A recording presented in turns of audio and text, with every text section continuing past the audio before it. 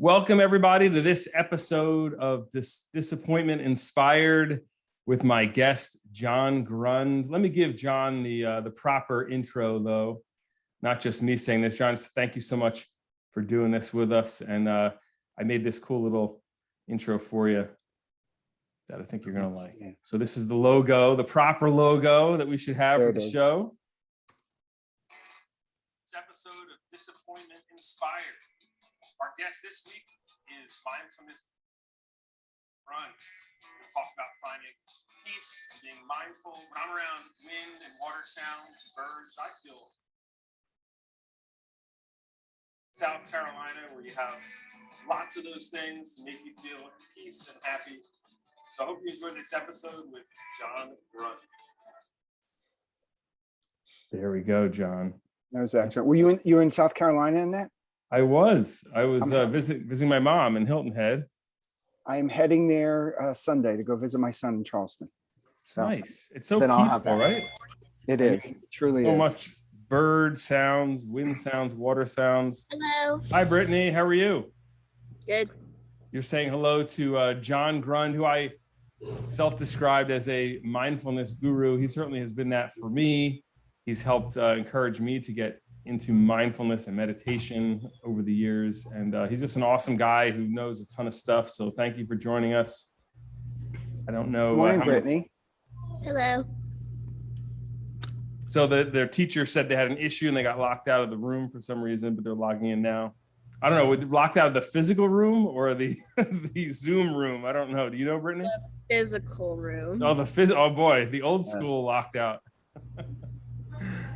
Well, thank you so much, John, for being here. I don't want to take up too much more time here to deal with administrative issues, but John, we'll just basically turn it over to you for a few minutes, and you can share with us some thoughts about mindfulness. Well, I'm wondering how many more people will show up, because I was thinking about being a little bit more experiential and starting with some. Right now, They're coming in. We can wait a minute. Right, so let's bring people in. Let's do your bio then a little bit. Give us some Sure. background while they're coming in. You asked me about disappointment. You want me? Yes, to we'll get to that. That's the big punchline, John. By the end of this, Perfect. we'll ask you about your disappointment. Perfect. But you're welcome to kick off there and give us some of your. I know you worked at Berners High School for quite some time. Yep. So the quick bio is I'm a clinical social worker in private practice. I am also an adventure-based therapist. So I do things on ropes courses and rock climbing and all that craziness. And I've been a mindfulness practitioner for probably 30 years and teaching for the last 20 years. Oh. So let people file in, I guess. I'm an avid sailor. And anything about the water is exciting for me, and just love spending time out in nature. Career-wise, I have worked everywhere from inner city Newark to Rahway, Elizabeth, many, many years ago, working with kids who are really just struggling, smart kids, who are just struggling with the typical school system, and then ended up my career at Berners High School, which is a very, very suburban school, for the last 20 years. But I have been in and out of that. I've worked for the Boys Club of New York, the Boys and Girls Club of Lowell, Massachusetts. I've done quite a bit of work with the military and dealing with post-traumatic stress with vets coming back from combat, particularly in an organization called Wounded Warriors. And there's probably a whole bunch of other things I've done. I met Matt originally through a place called the Teen Institute of the Garden State. So I've been around teenagers for a really, really long time. I had hair when I started. So I had dark hair when we met. I mean, I was 17 years old. And I can wow you with, I went to good schools, did a lot of different training, a lot of postgraduate training, but I still to this day think the best teachers I've ever had have been teenagers. And I tried to figure it out at one point, because I've been a coach. I've run leadership programs. I have done therapy with teenagers. Just lots of different things. I think at some point I came up with a number of almost 10,000 teenagers I have been around. Wow. So, not that I would know everyone and tell their names, but that's what I do. That's impressive. And I thank you so much for joining us, John. I'm really grateful that you have taken the time for this. And I think we have everybody in that's going to be in on the call that I've asked to be panelists. So if you want to take this chunk to share something with us. So if instead of me just talking about mindfulness and meditation, I want to give you guys a brief experience. And with that said, I go by a philosophy called challenge of choice.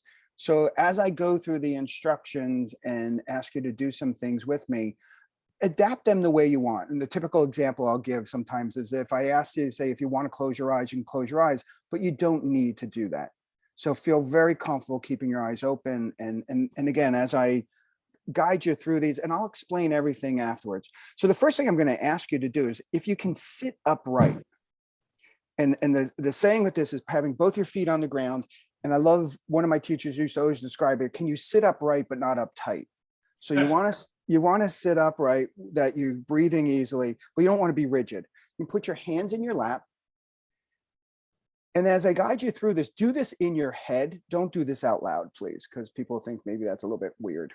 So the first thing I want you to do is the room that you're in, notice 5 things that you can see. And when you get to the 5th thing, either close your eyes or put your head slightly down, and I'll move on. So 5 things that you can see.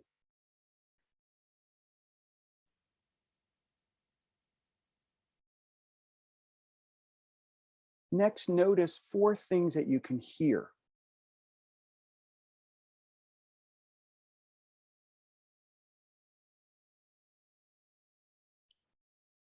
3 things that you can feel with your sense of touch without moving.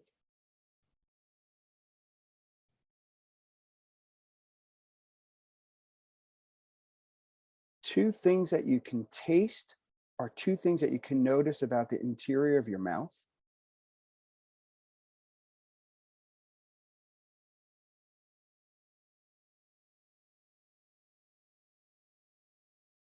And 1 thing that you can smell, or just begin to notice the air going in and out of your nose. And just seeing if you can put your attention on the air going in and out of your nose. And I'm going to instruct you to actually start controlling that air. See if you can breathe in for 5 seconds and exhale for 5 seconds. If you have any breathing issues, this is also where the challenge of choice comes in. Adapt it to the best way. Trying to use your nose most of the time, but if you're stuffed up or so, you can use your mouth. So inhale for 5 seconds, exhale for 5 seconds.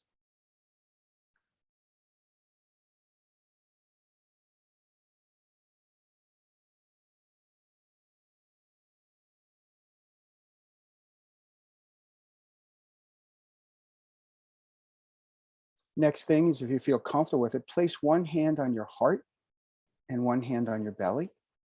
You may notice some sensations, you may not, and I'll explain all of this afterwards. Continuing with the breathing.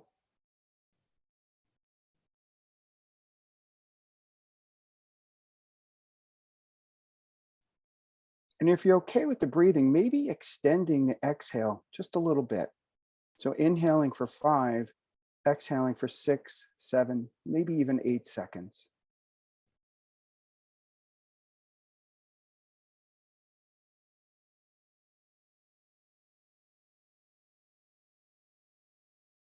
And the last part of this is I'm going to ask you to see if you can imagine a place that's really safe for you. It can be real, it can be imaginary, but it's a place that you can just be yourself. And try to get that in your mind's eye.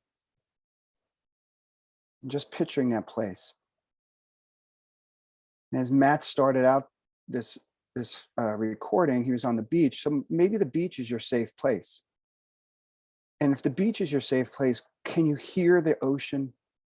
Can you hear the waves crashing? Can you feel the sun? Just imagine the sun beating down on you.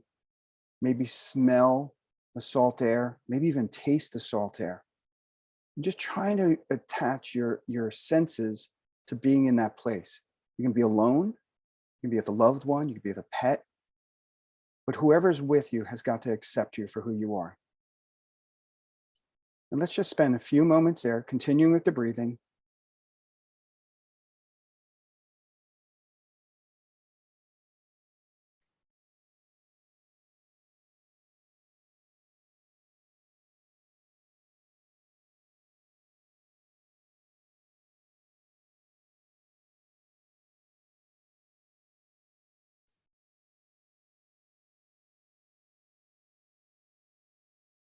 And now we're going to go into one last phase. You can place your hands in your lap again. And this time, if your eyes are closed, open your eyes and gently gaze about 4 to 6 feet in front of you, not staring at anything, but just gaze in front of you. And now, instead of trying to control your breath, I just want you to sense your breath and let it naturally happen, which may be pretty hard for some of you. And the way that we sense our breath or pay attention to our breath is actually feeling it. So you may feel it going in and out of your nostrils, maybe in the back of your throat or even your lungs, or feeling your belly rising and falling. But I want you to sense your breath.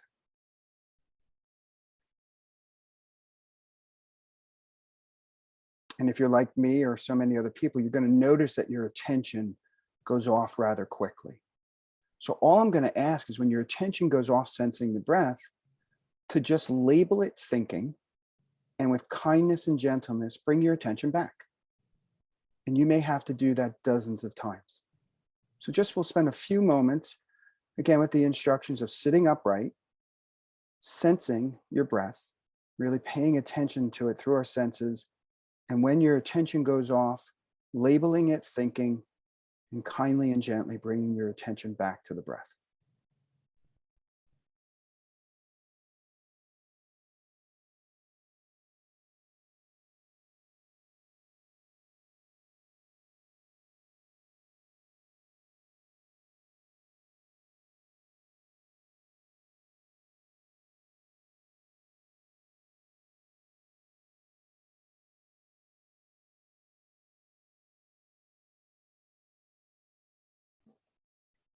And now you can come back to us.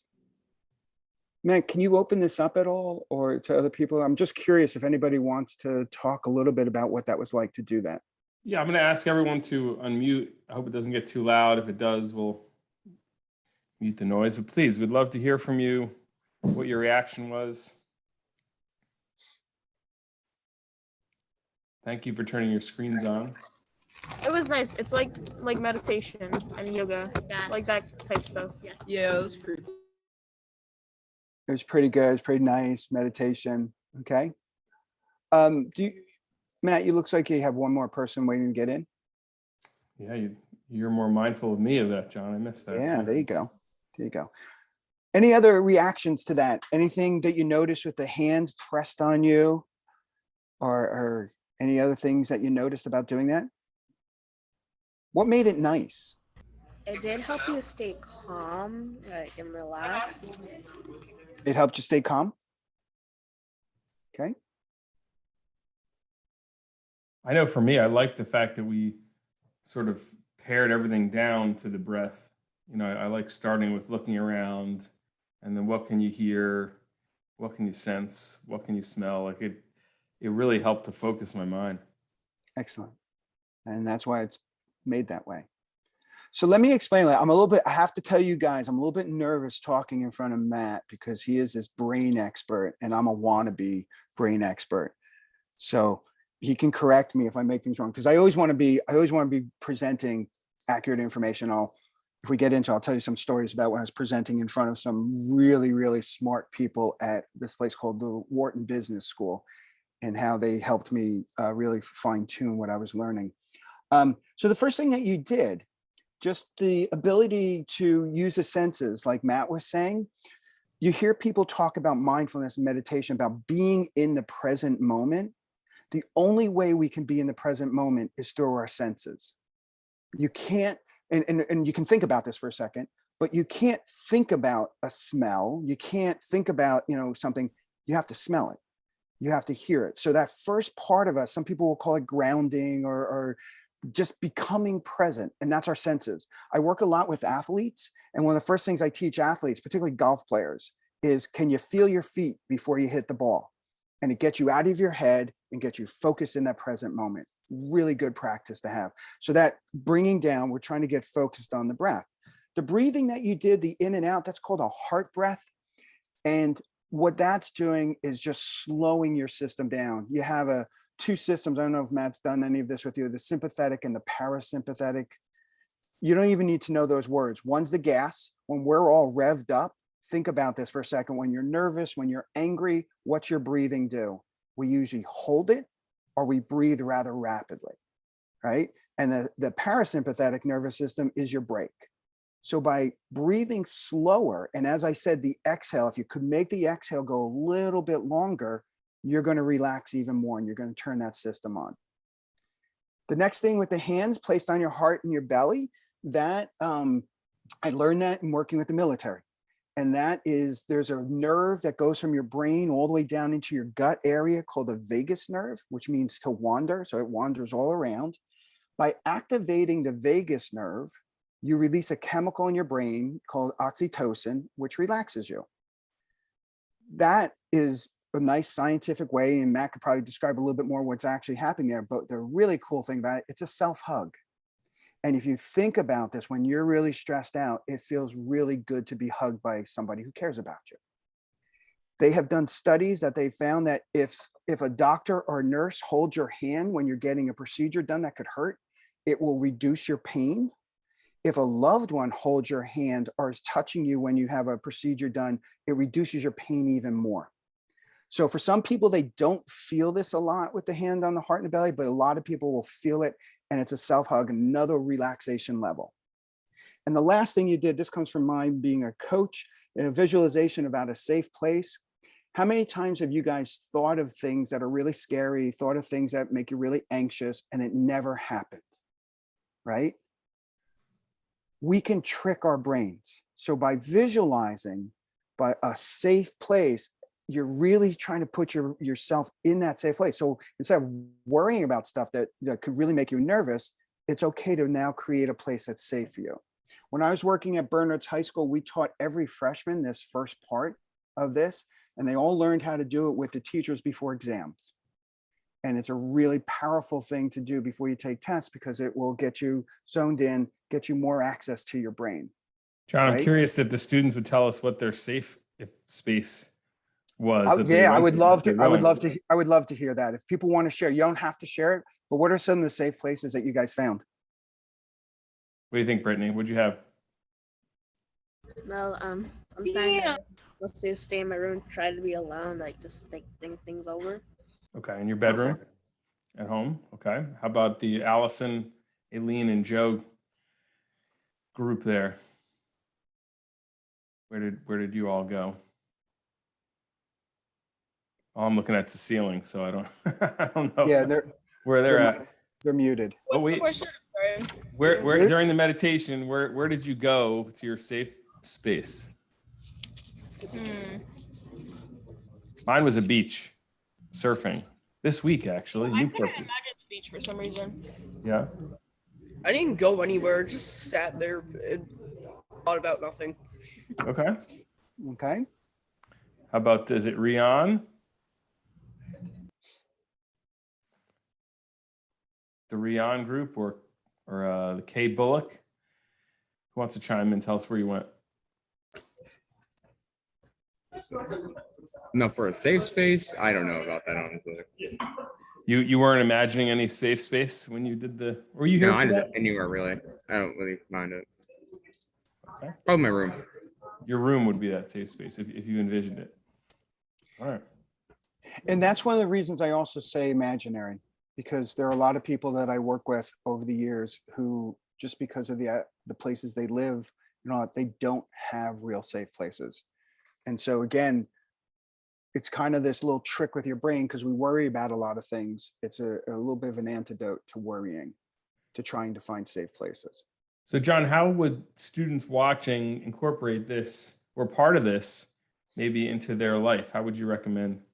Well, let me go a little bit further with what some of the stuff that we did.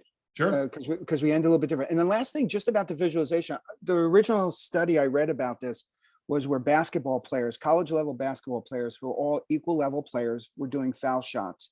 Half of them physically did the foul shot. Half of them visualized the foul shot. When they competed, they did exactly the same. And as a coach, I used to have my players always visualizing their matches. I've had people visualize presentations. It is like your brain is going, oh, I've done this already. And you really have to start thinking about how much we worry, and we worry about things that never happen, but it feels so real. I know I'm repeating myself, but you have to start countering that, and we have to start working with it. The last section, so that first part that you did, and people, I'm a little bit of a geek about this, and maybe Matt and I can have a fight about this, will be fun. But that first piece you did, some people call that meditation and stuff like that. From where I come from, that was just relaxation techniques. It's just learning to calm your body down. The last part that you did, where you're just letting your breath happen, you're trying to focus on the breath by sensing it and bringing your attention back, that's now mindfulness meditation. And the difference you'll see with that is you're trying to observe what's happening right now in the moment. You're not trying to control anything. And that's where people get really mixed up with mindfulness. It's not trying to go someplace. It's not trying to do it. It's trying to deal with exactly what's happening. So that idea, and it's kind of like weightlifting. It's like doing curls. If you can keep your attention on your breath, that's awesome. You're working on concentration and awareness, and you're building that part of your muscle. But if your attention goes off, you can bring it back. And when you can bring it back, that's actually what the word mindfulness means. It means to remember. When you can bring it back, that's as strong as an area. It's like the up and down of a curl. And it has to be practice and practice. I've been a meditator for over 30 years. I can't keep my attention the whole time there. The only difference between me and you is I just know my mind's going to go off. And I might have a little bit of a better ability of capturing it sooner, but it also depends on the day. So that last part of mindfulness meditation, very, very powerful, can do a lot of things for you in just from a brain research. It can actually help you learn focus. There's been research on it that it's as effective as ADD drugs. There's some amazing things about where it changes the brain, but let me get real practical with you guys to how this works in your life. I have a son who's now in his 20s, but when he was younger, he was probably the world's greatest scarer. When he was a little kid, he used to scare me all the time. Hide on me, jump out at me. Probably the best he ever did was I was going to some formal event one time. He was 9 years old. He hid under my bed, and he hid under there for 20 some odd minutes while I showered, shaved. When I went to the bed to go grab my clothes off the bed, he grabbed my ankles. Now imagine that. And he did this stuff to me all the time. I would get him back, but I was never as good as he was. So we went through years of this. My neighbors thought I was nuts because I would always look in the windows before I went to the house to see where my kid was. So at one point I was doing a lot of meditation. I was on a week-long retreat, and it was the day after I got back from the retreat. So doing this practice over and over and over again, it builds your ability to pay attention. And what happened was I was on this retreat, I come back, and I'm sitting there talking to my wife, drinking a glass of water, had no idea my son Sean was in the closet behind me. Sean jumps out of the closet, scares me. The glass of water goes into my face, spills all over me, cuts my lip, and I have blood and water dripping down my shirt. How do you think I felt? It must have felt really awful and Angry. You're not like it at all. Not at all. Angry, right? Literally my fist went up. Now I have never hit my kid other than playing with them. But if I was not a mindful parent, it would have been very easy to hit him. I could have screamed and yelled at him. But here's what mindfulness does. Like I said, you're trying to capture your mind going off and bringing it back. By being able to do this all the time, I was able to capture that and go, wait a minute, 13-year-old son playing with his father, that's magic. I turned around, was able to catch my breath, opened my hands. The anger left me. I took the glass of water, dumped it over his head, the remaining glass, and we had a good laugh.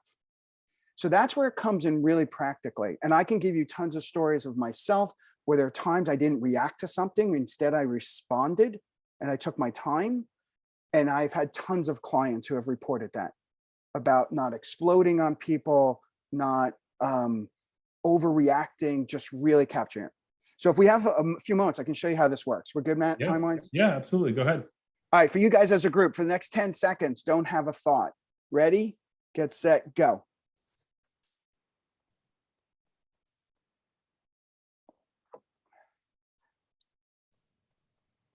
How'd you do? That was a little tricky. Little tricky. First fallacy about meditation, you cannot turn off your thoughts. There are types of meditation that can distract you, get you in different states. But mindful meditation, you're not trying to turn off your thoughts. You can't. I have seen a variety of different studies, so I don't know exact numbers, but let me tell you some of the things I've heard. One study showed that the average human being has between 65 and 85,000 thoughts a day. Another study I read, a woman included dreaming, that she believes that we have 3 million thoughts a day.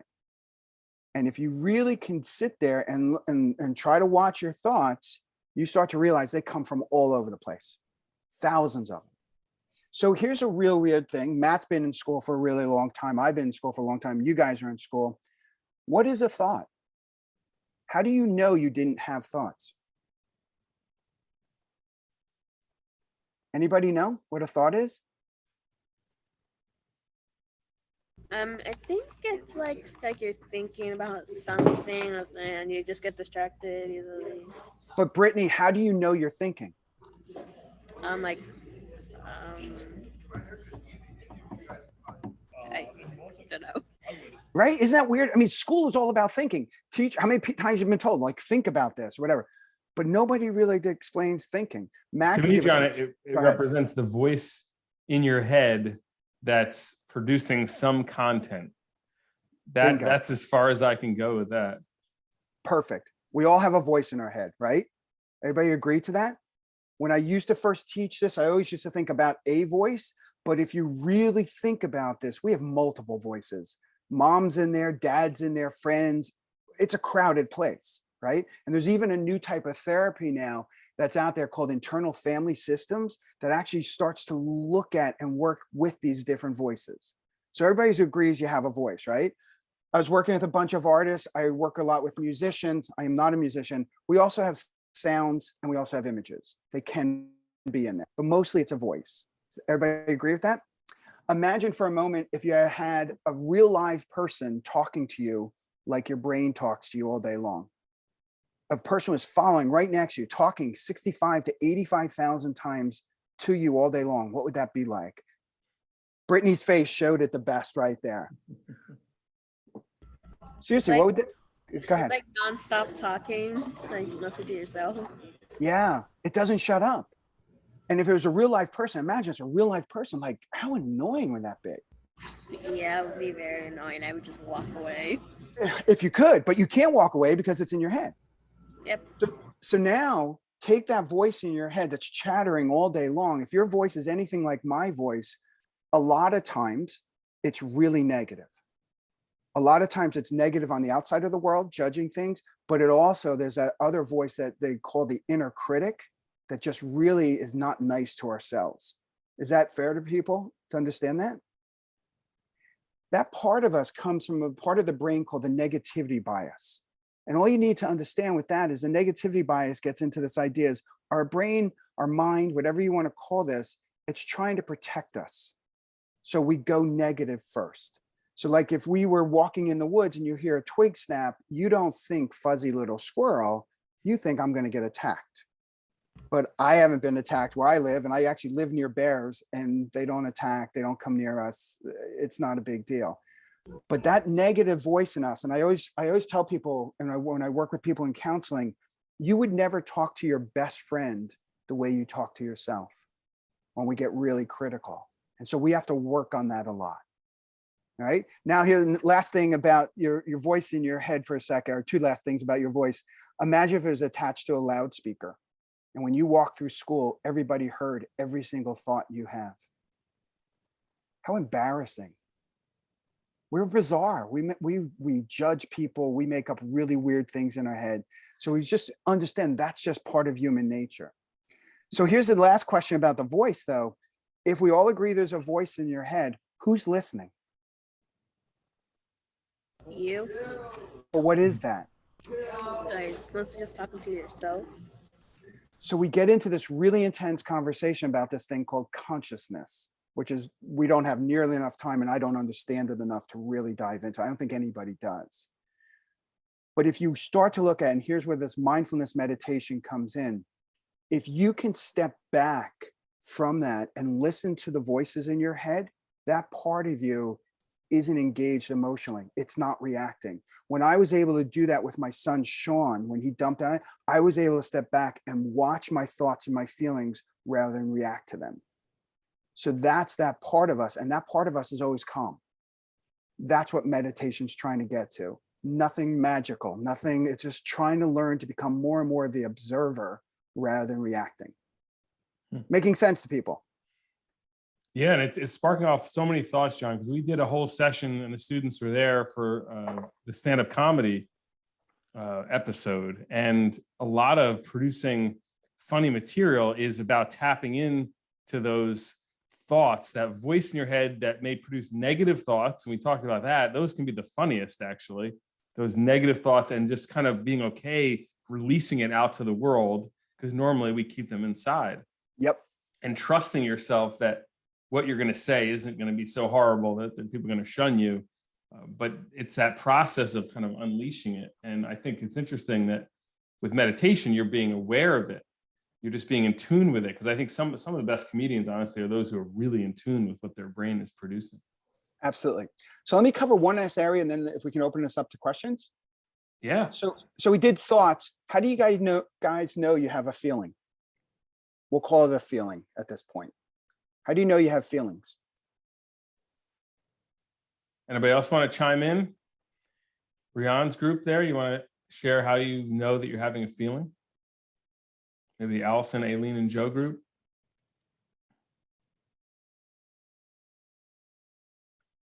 The beauty of virtual, right? Yeah. Like, what do you mean, show if we have felt feelings? Like, what? I have no feelings. How do you know that you're having a feeling? Because of, like, I mean, I don't know. It's like dopamine and serotonin and all that crazy stuff. And then it makes you feel things like in your hands and like heart and stuff like that. So it makes you have sensations in like the rest of your body. I think that's why. Perfect. It's not as we don't even have to go into the dopamine and all the complications. We know we have feelings because we feel them in our bodies.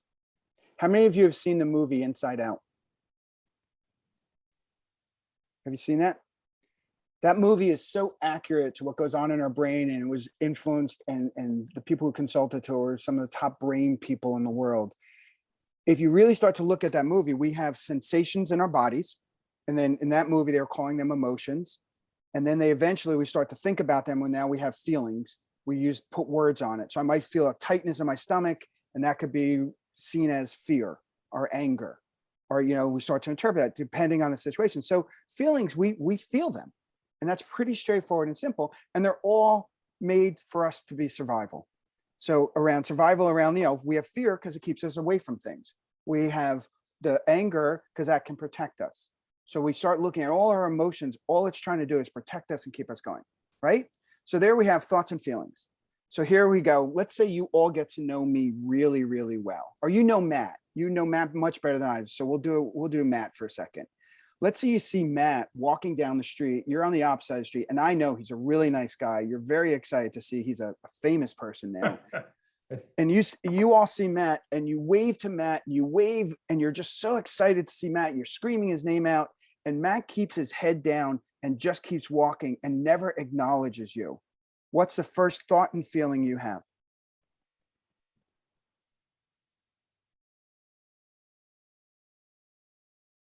Fire away, guys. What's the first thought you had? You see me put my head down and walk away.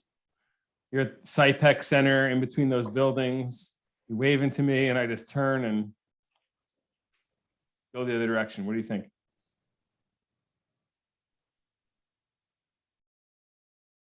Brittany, you want to weigh in here? You've been our go-to. I think she's disappeared. Yeah, I don't know, John. They clammed up on us. You're all quiet. So I was working with a group of teachers a couple of weeks ago. I brought this scenario up, and they went from everything from calling me a jerk, I was the person, not Matt, to what did I do wrong? How did I hurt your feelings when I do it? The emotions and thoughts went all over the place, and they happened instantly. So if I give further information with Matt had earbuds in. He was listening to some really great tunes. He never saw you and heard you. But the way we are is we instantly would go to a thought and a feeling. And that's then again where this idea of meditation, mindfulness meditation, is getting us to learn how to respond to people rather than react. We have no idea what was going on with Matt. We have no idea if he's angry with us, or we have no idea if he's upset or what's going on with him. And until we talk to him, we won't know. Or as I'm known to talk to my clients a lot about, we create our own fake news. We create stories and we interpret what's happening because of our own experiences. Now, psychologists refer to that as cognitive distortion, where you assume the worst in another person. As one of the cognitive distortions, assuming a negative intent in somebody else. Like, oh, he looked down at the ground and walked away, he must hate me. That's an assumption of a negative intent. When you, like you say, John, you don't know what I was doing. I got earbuds in and I wasn't thinking, I didn't see you. Like, they don't even consider that that could be a possibility. And now I'll add one last thing to this. What's your mood that day? And a mood is more of a collective thing. Let's just say Matt didn't wave to you and that day you got dumped by the love of your life. You may now think everybody in the world hates me. Or imagine that day Matt didn't wave to you and you either fell in love with somebody or you won the lottery. You most likely would say, I don't care that Matt didn't wave to me. He won't get any money from me. So understanding even how we're approaching things and understanding what's my mood today. And again, this idea of becoming more and more self-aware is what mindfulness is really starting to teach. So that's pretty much what I got. I mean, we can start going into questions and stuff without me going babbling on anymore.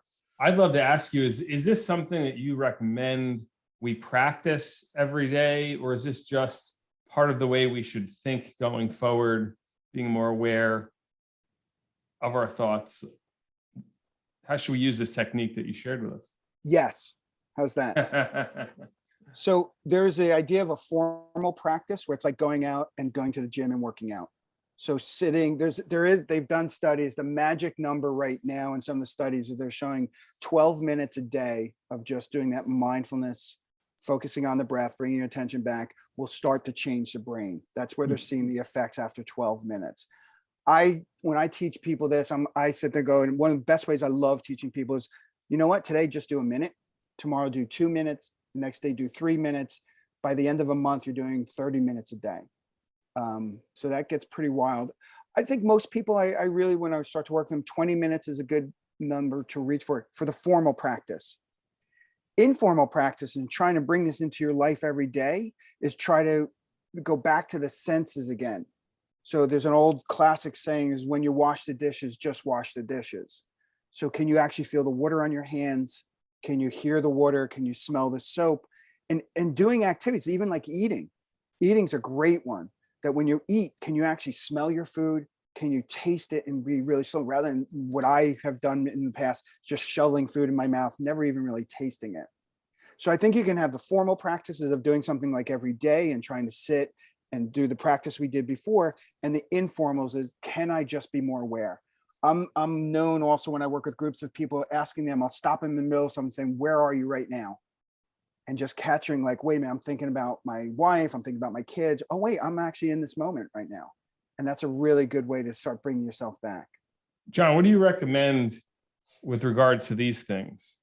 Because you're here describing, you got to just wash the dishes, just, have a meal. But so many times we're compelled to say, oh, I'm washing the dishes. This is boring. Let me set up a podcast. Let me look at a movie while I'm washing the dishes, which completely takes you out of the moment. Exactly. I'm not against phones. I love music. I think there's a time and a place. I mean, and here's the thing too, when you use this word meditation, the word meditation means to cultivate.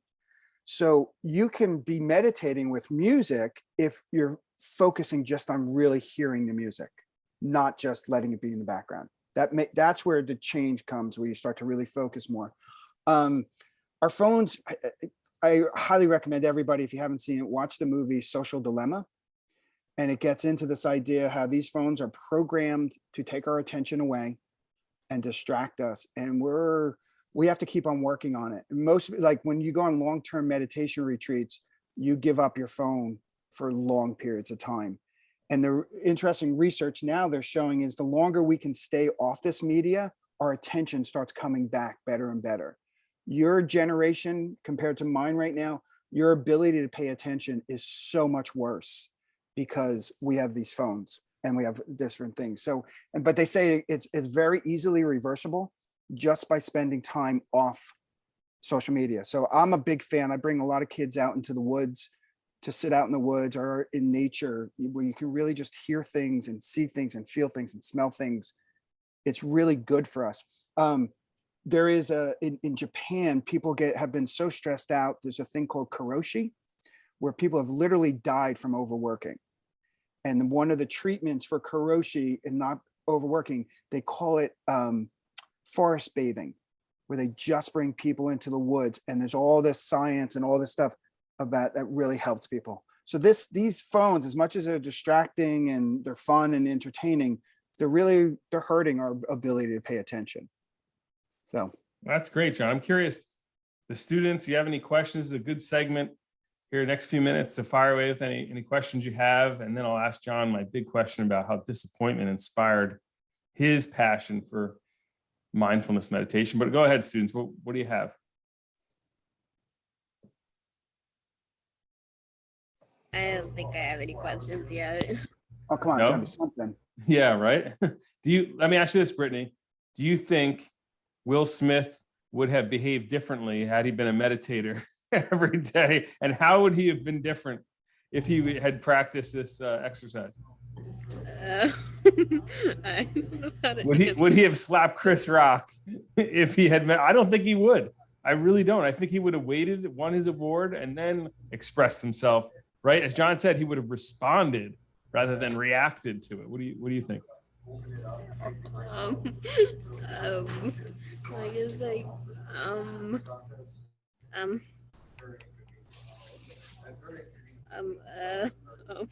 I put Brittany on the spot. Yes, you did. I got her tongue tied. Look at that. That's okay. Well, anybody else want to share questions, thoughts you've had in your mind during this session, things you're curious about meditation?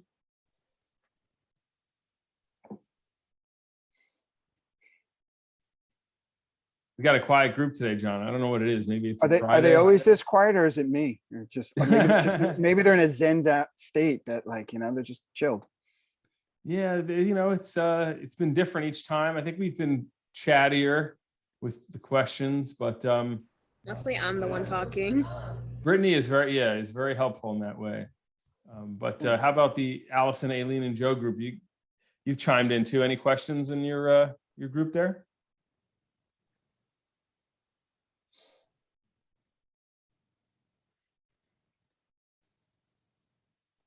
Well, I think I have a question for you, John. Go ahead. I'm the brain guy, and I've talked a little bit about meditation with these folks. I practice Transcendental Meditation, which is a big word for a very simple activity, which is basically, I say, putting your brain into a sleep mode. And I find it incredibly restful. It's like stage 3 sleep, kind of sleep to get early in the morning. My understanding of mindfulness, and I love it. I mean, I'm not one of these people who thinks it's like one versus the other. I think you should really do what works for you. My impression is for teenagers, they really prefer what you did with us, that sort of guided meditation where someone's talking you through a relaxation thing like a body scan or something else. I mean, has that been your experience that teenagers prefer that? It is. And I can, when you ask me the question, I'll get a little bit into how I got into this, but I think it's a very difficult practice. It's incredibly difficult. And the difference I'm seeing, and it's interesting when you talk about TM compared to mindfulness. And again, I don't think one's better. There's a million different meditations. They're all looking for something different. The goal with mindfulness meditation is to become awake. The goal is to be dealing with what is reality, and can I get better and better and better at focusing on what's really happening rather than what I think should be happening. And when we start getting into that from a mental health perspective, and that's why I got very involved in this as a therapist, is we create a lot of suffering for ourselves. That person like Matt doesn't wave to me. I may spend the whole day thinking people hate me, and I'm creating all this suffering. So that's where the part that I think meditation, mindfulness meditation particularly, goes with mental health. It's this idea of like, do I really know what's going on? And our brains aren't used to doing that. Our brains, for a lot of different reasons, need to make snap judgments, need to get into survival things. So it's a more difficult thing. For kids, if you're ever really interested, and I have no financial arrangement with this group. There's a group that takes teenagers away called which one is that? It's called IB-Me. And IB-Me stands for Inward Bound Mindfulness Education. One of my sons did it, and he went out to Yosemite backpacking and meditating every single day. That's what got him into it. And I have had a lot of teenagers really love that atmosphere, and they include a lot of yoga and movement and stuff. So it's not just sitting, but you have to gradually get to that. It's not something that we're used to. And I think particularly with our phones, we're not used to just sitting and being with our thoughts and just being able to watch them. Maybe we can use our phones to do meditation. You know, there's a lot of apps. There's a lot of apps, and I have my timer on my phone and stuff. The other thing too, to start looking at this, there's been research that shows that 47% of our time, our minds are wandering. That means almost half of our lives, we're not present. So even from a sense of happiness and appreciating our lives, we spend most of our time not even remembering what happened through the day. And that happens a lot with our phones. So there's a lot of research that shows that even around being happier, it's by trying to be more in the present moment that makes us the most happy. And if you think of times in your life that you have been really, really happy and feeling really good, it's because you've been present. Well, our attempt to get some questions from the group might not have been successful, but my big question to you, John, which I think is really the basis for this show, is about disappointment and how it inspired us to do the thing that we love most. And so I'm just imagining, just from my perspective, like what drove you to this maybe was an awareness that you felt very distracted in your life and you needed something else. And I'm really curious to hear the story. How'd you get into it? So I was in grad school, and I had tried numerous times to do this seated meditation since I was an undergraduate. I think I was first introduced to meditation in high school. I couldn't stand it. I couldn't sit still. So I had originally got involved through a martial art called Tai Chi. And I was working in New York City, and one of the people I was working with was a Tai Chi instructor, and she did weird things with her body. It was like there was something wrong with her. She could lift her leg up, and there's really weird, amazing flexibility.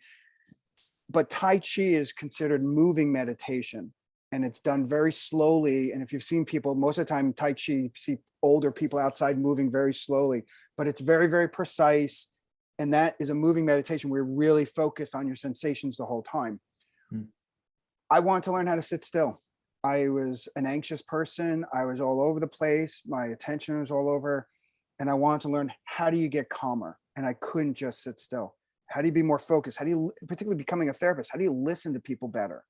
And how do you get this own sense of ease in your life? And I was looking for lots of different ways to do that. So the Tai Chi led into it. And as a male, a guy, that was a nice entry for me, because I actually learned how to fight with Tai Chi. You go way past the slow movements to very, very fast movements. And it's a very powerful martial art. But meditation was a huge part of it. As much as we were active, they would have us sitting for long periods of time, focusing on our breath, getting us to really learn how to work with our minds, because my teachers could destroy me by just making me angry. And the moment I got angry, they could totally control me. And that became a big metaphor in my life. My first jobs when I was working with kids, I was working with really violent kids in the inner city, a lot of gang involved kids. And that was another piece too. I thought traditional talk therapy wasn't enough, and I was looking for other things to work with kids. So we would bring in yoga, we would bring in meditation, and a lot of these kids eventually they started to see, like, wait a minute, I can actually work with my mind rather than letting my mind work with me. So that, I think, was a big part of it, that I got involved in this whole career, because I didn't think talk therapy was enough. And I thought that people need real practices to really do this stuff. So from what I'm hearing is the disappointments, if I had to identify them, first and foremost, feeling this anxious, distracted person, and you want to see if you can't tame that a bit. And then noticing how others could control you by just sort of setting you off and triggering you emotionally. And you notice, hey, I want to control that too. So perhaps the disappointment was just how difficult it can be to calm yourself emotionally led you to this practice. And I imagine a real mastery of your emotions now. Would you say, is it really Yeah, inspired and that? I'll give you a big word, and I can't say I'm there yet. It takes a lifetime, I think. There's a word called equanimity. But just basically look at this ideas, and I think you bring up a really good point, is not letting other people control how I feel. And we give that away. But that was probably the biggest learning. And it doesn't mean you don't care. It doesn't mean you become a robot, but it means to realize, like, people's opinions of me, what matters is my opinion of myself. And this inner work to start looking at, I have some ability to really work with these things. And equanimity means that you just don't get overreactive to a lot of things. You have feelings, and Matt used the image of surfing. You learn how to surf these feelings. You learn how to just let them come through you rather than responding in ways.